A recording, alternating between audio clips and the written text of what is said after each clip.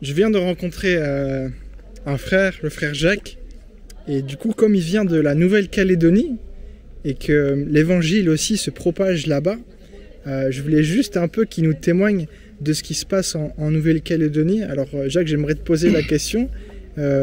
Comment est-ce que l'évangile, comment est-ce que la foi est vécue là-bas en Nouvelle-Calédonie? Tu m'as parlé que vous allez en mission dans d'autres pays, que vous vous retrouvez beaucoup voilà, dans les maisons pour un peu vivre ensemble, partager le pain, partager la parole, prier. Est-ce que tu pourrais, pour les frères et sœurs qui vivent en France, est-ce que tu pourrais donner un message d'encouragement ou juste partager comment vous vivez l'évangile là-bas en Nouvelle-Calédonie? Ok.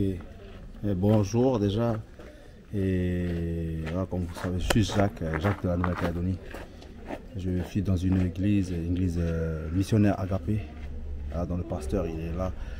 Et en Calédonie, c'est la même foi qu'ici, mais voilà, c'est plutôt comme on sort d'une vie vraiment, d'une culture vraiment communautaire. Et quand l'évangile touche une personne, des fois ça peut toucher une famille, ça se propage vite. Et il y a des avantages comme des inconvénients, mais il faut toujours, faut toujours rester centré sur Christ et comme on en parlait tout à l'heure, voilà, toujours rester sur l'identité, voilà, sur Jésus. Mais il y en a beaucoup, Des fois on va dans les maisons, justement comme tu te disais tout à l'heure, avec le Covid. Il y a eu, voilà, le Seigneur a permis qu'il y a eu le Covid et qu'on a été chez des personnes. Quand les personnes étaient enfermées, apeurées, nous, voilà, s'était préparé aussi avec le Seigneur, prier, jeûner. Et on allait vers les familles pour les aider, débrousser, continuer le travail, la vie de tous les jours. Alors que d'autres sont cloisés dans la peur et tout ça, nous, on est partis.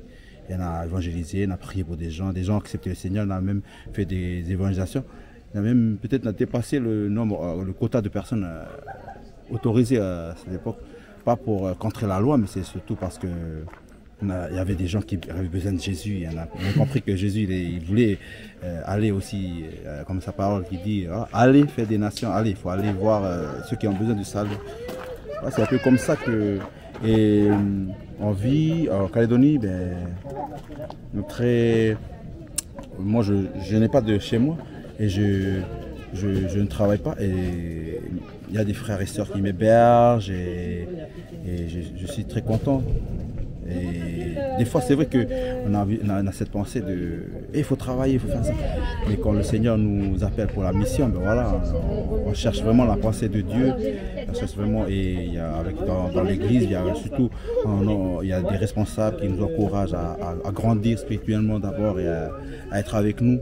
Pour nous encourager, mais aussi après, surtout ne pas oublier la mission comme l'église que nous on est dedans, c'est l'église missionnaire agapée. Voilà, c'est quelques mots si ça peut expliquer ma vie, notre vie à Calédonie, la foi. Nous avons reçu l'évangile en 1831, 1841 et beaucoup de gens connaissent déjà l'évangile, mais voilà, peut-être un peu dans la tête et descendu dans le cœur. Mais c'est important, voilà, de continuer parce qu'il faut que les gens ils acceptent Jésus, ils mettent Jésus dans leur vie, dans leur cœur. Et voilà, quelques mots pour vous encourager ici en France à revenir à la parole, à l'église, surtout à vivre cet amour fraternel, à encourager vos leaders aussi, à prier pour vos leaders, pour vos responsables, si vous avez des responsables, surtout à prier parce que voilà, peut-être on sait tous qu'on vit des temps difficiles. Il faut prier, il faut vivre ensemble, il faut partager, il faut vivre cette communion fraternelle. C'est important. C'est une force. Amen.